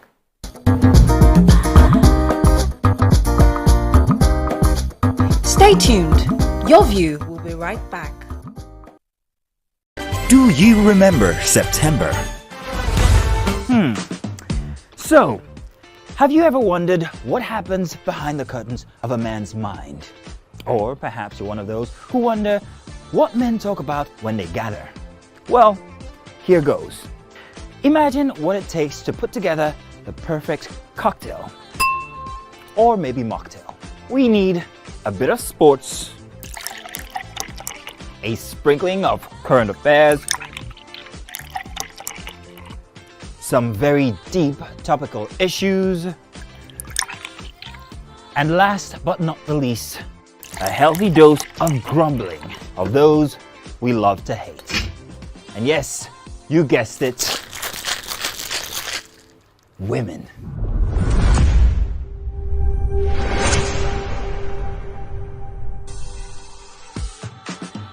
So, if you catch the drift, then you're onto something.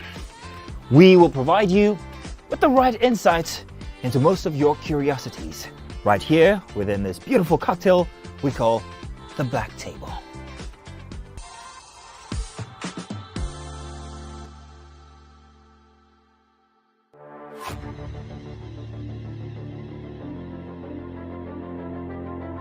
At TVC Communications, we're all about our audience. Millions of viewers, listeners, and readers every day all around Nigeria. Our 2 TV stations are among the most watched in Nigeria. TVC News is our award-winning 24-hour national and international news channel headquartered here in Lagos, broadcasting live from our custom-built state-of-the-art news headquarters. TVC, the top-rated family entertainment channel, is the place for fun, music, and information. With our breakfast show, Wake Up Nigeria, the all-female chat show, Your View, the best soaps and dramas from Nolly, Bolly, and Hollywood, music and entertainment blast, courtesy E-Splash, and of course, award-winning news and current affairs. It is all here. With news bureau and studios around the country and the ability to go live anywhere, anytime, we are first for breaking news in Nigeria. Awarded the NMMA TV Station of the Year, TVC News is the station of choice for news that is first, accurate, balanced, and reliable every time. TVC and TVC News watched by over 4.5 million people in Nigeria every day on terrestrial, DTH, DTT, OTT, and available to viewers in the UK on Sky TV. Watch all of our world-class programs on TV, online, and on our app. TVC and TVC News, the best entertainment and news for Nigeria on TV and online. And when you can't watch us, listen to us. 102.3 Max FM Lagos and 90.9 Max FM Abuja are now ranked among the most listened to radio stations in Nigeria. Now, with over 1.5 million listeners every day, we're the people's favorite radio station. Best hit music, best on-air talent. Max 102.3 hit music for Lagos and Max 90.9 hit music for Abuja. We are your home for that fun, entertainment, and hit music. In Lagos, TVC, our leading family entertainment TV channel, has a 47% market share. But this is just the start of our journey, as we plan to add even more services to entertain and inform our ever-growing audience. Thanks for being part of the TVC communications story.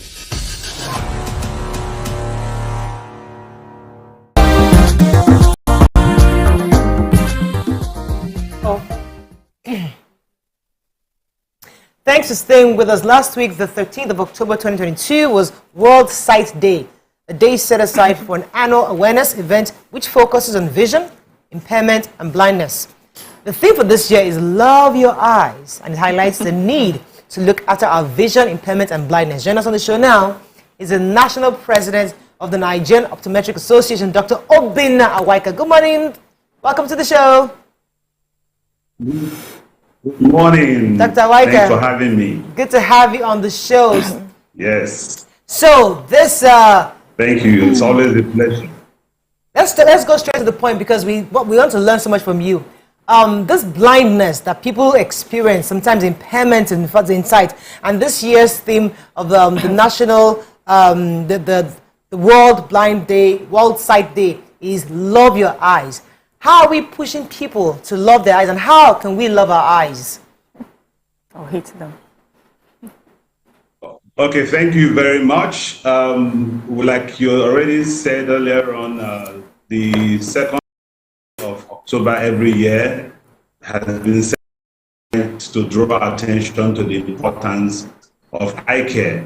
And last week, the 13th of October, was the World Sight Day.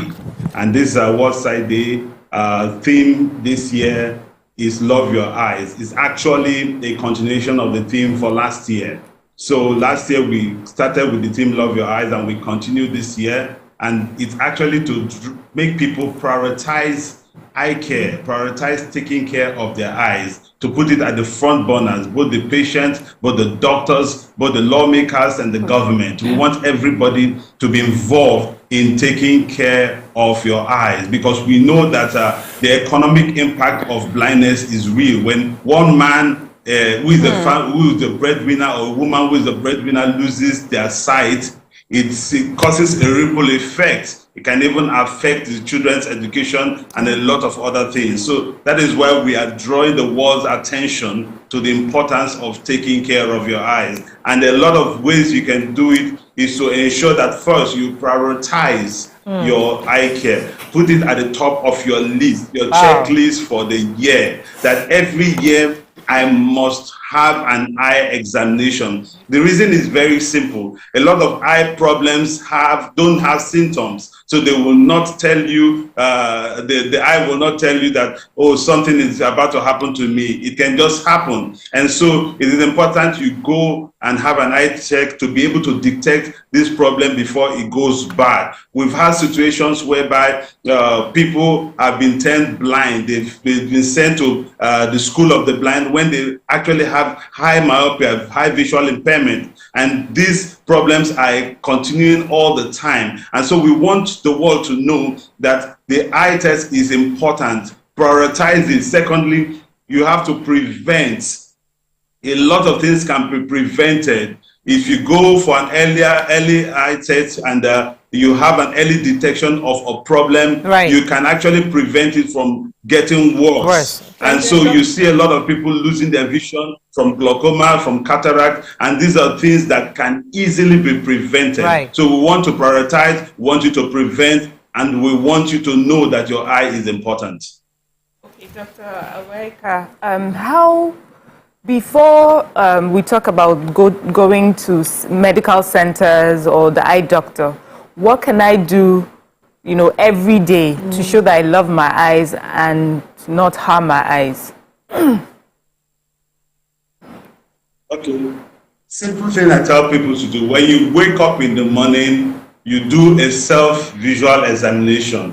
Okay. And how do you do it? You cover one of your eyes and look at something far. Try and see if you can see a far object, and then you try covering the other eye to see if you can still see with both eyes. Because a lot of people are blind even on one eye, and they are moving about because the other eye can still see. I had a case in my practice where a beauty pageant, a beauty queen came with her friends for an eye examination, and I urged her to do an eye examination, and by the time she covered one eye, she discovered she was blind in the other eye, and she never knew that, and she's been walking around, driving around with that problem. So we tell people the first thing to do have a self-examination on yourself and ensure that you can see. And there are a lot of other eye problems you cannot detect even just by covering your eyes. That is why you eventually need to see an eye care practitioner, preferably a primary care provider who is an optometrist,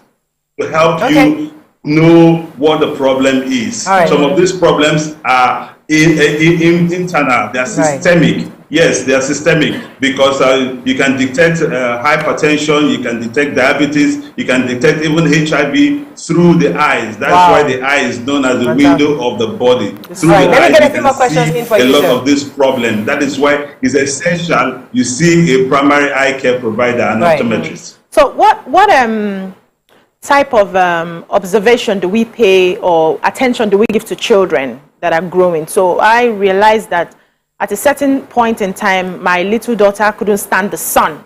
And I just paid attention a few times and realized that when she's in the sun, one eye is closed. Till I had to take her to the hospital and I realized she needed to start wearing glasses. So there are lots of people who are raising kids and they come to you, they complain, Mommy, my eyes. I say, go and sit down, go and take this, go and take that, and you move on. What sort of attention should we pay to young ones when it comes to their eyes? Thank you very much. We recently discovered that a lot of parents have this myth that my child should not wear glasses. My child is not supposed to have an eye problem because he's still a child. My grandfather did not wear glasses till he was 95. You know, we say a lot of all this myth. We forget that the times are different, the kind of food we eat is different, the kind of activities we do. A child as early as 6 months has already started using your phone, even better than you. And these gadgets expose a lot of rays into their eyes. That is why it's essential that from at the age of 6 months, a child must have an eye examination. Now, look at this. This year's World Sight Day, we decided that we were going to visit the National Assembly. And we did an eye test with the lawmakers. We had to make them understand that we have to begin to enact enabling laws that will help people prioritize their eye tests, especially children. A child should not be allowed to go to school without an eye examination because he's going to use that eye for his studies. He's going to use that eye to identify colors. He's going to use that eye to play with other children. If the child doesn't have good vision, the child is going to have a problem and developmental problem. We're going to say the child is not intelligent. No, your child is intelligent. Probably your child is just colorblind and does not see color. So as early as 6 months, a child should have an eye examination, and from 2 to 5 years before they get into school, they must have another eye examination. And we want the government to enact laws to ensure that these things are done before you get into school. You must have a preschool eye examination. Wow. Great, Mujibadi. Okay, so thank you for joining us, Dr. Awaika. I'm doing the test already. But my question to you is, what are dietary preferences that we should focus on? So what food should we avoid? Should we not avoid? What food should we eat more to help us keep our eye in check? Okay, thank you. I always tell people when you visit the eye care practitioner, the optometrist, after your examination, you will always be counseled on what you need to do and what you don't need to do. But on air today, I'm going to tell you easily, there are a lot of foods that can help you with your eyes. And these foods are easily identified by their colors. Usually the best ones are color green. The green ones, they help you, they have a lot of antioxidants that help with the vision. And a lot of people run away from green vegetables, from cucumber, from a lot of these things because they want the sweeter ones. They want the ones that are easily, that they can easily access. But trust me, these green vegetables, these green fruits are usually better. Then we have the citrus fruit, we have the watermelon and a lot of other ones that also help in bringing antioxidants into the eyes, boosting the antioxidants of the eyes for your eye to be healthy. And so we tell people to eat right. You don't need to eat fast food. You don't need if you want to send your child to school, put an apple inside the bag, put an orange inside the bag instead of a meat pie. This can help in the child developmental stages. Thank you. I have a message from somebody who says they have an albino, their child is an albino, and they struggle with him or her seeing at night and during the day. How can you help this kind of person who doesn't know how to handle a little baby child who is albino and having issues with her eyes? Okay, thank you very much for that question. I tell people an albino child simply, or albino person simply does not have a pigment melanin. And this pigment, because it is absent, it will affect the vision. It is definitely going to affect how the child sees and what the child sees. And because a child, usually they are adaptive. When they try to see and they are not able to see, they lose interest in trying to see. And so they move their attention to something else. So I will advise that as early as possible, you need to take that child to see an optometrist. You need to, that eye needs to be examined. We need to know the ability of the eye to see and what aids that can be given to that child in order to see better. So a lot of them can even learn from, get help from low vision aids. And these things can only be available when you visit your eye doctor.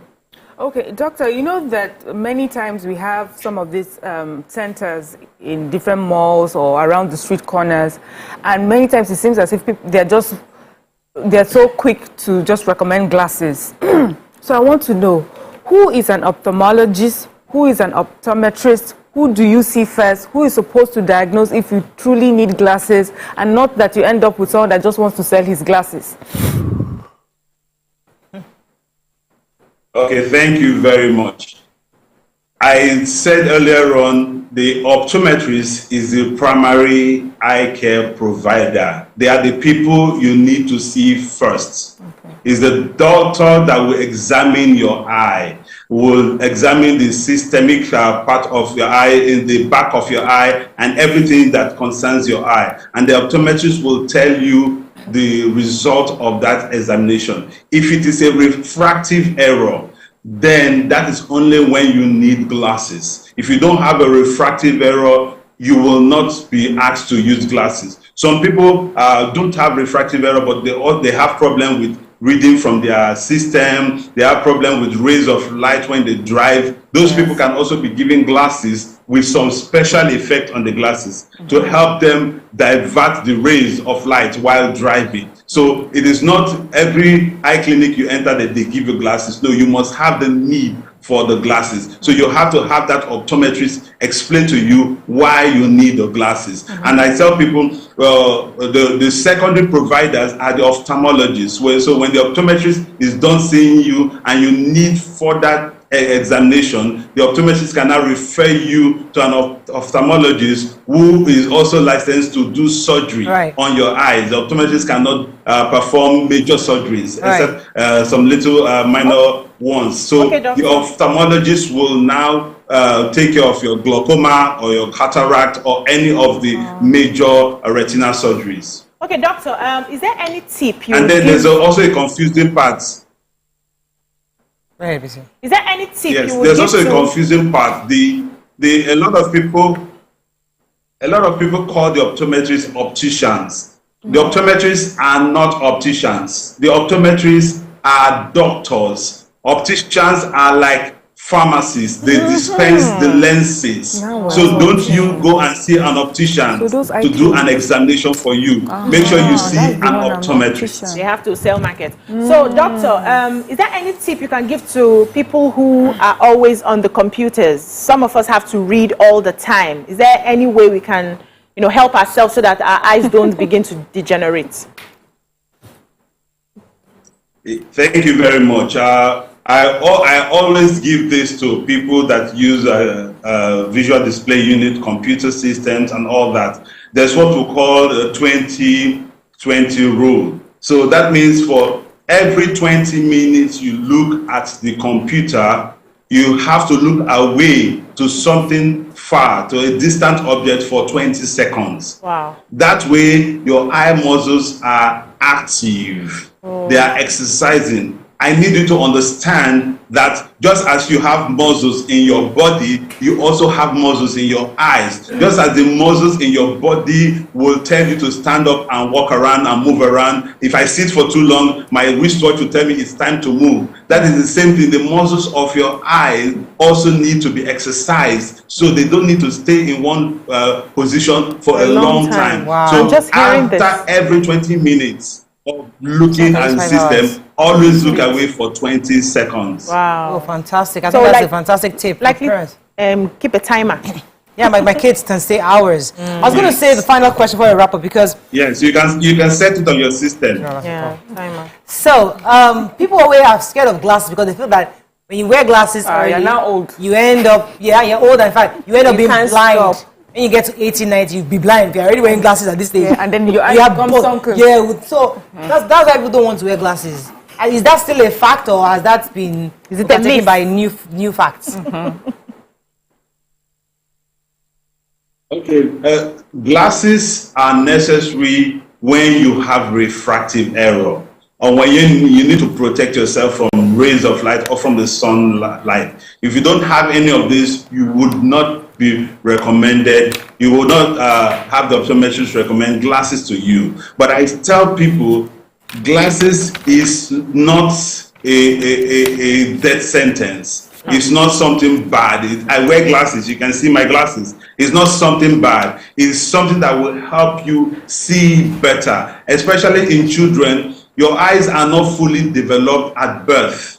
And if you don't have good vision, they will not be fully developed. So you need those glasses to be able to see well, for the eyes to be fully developed. And I tell people, it has nothing to do with old age. When you are short-sighted, you need glasses. When you are long-sighted, you need glasses. When you have astigmatism, you need glasses.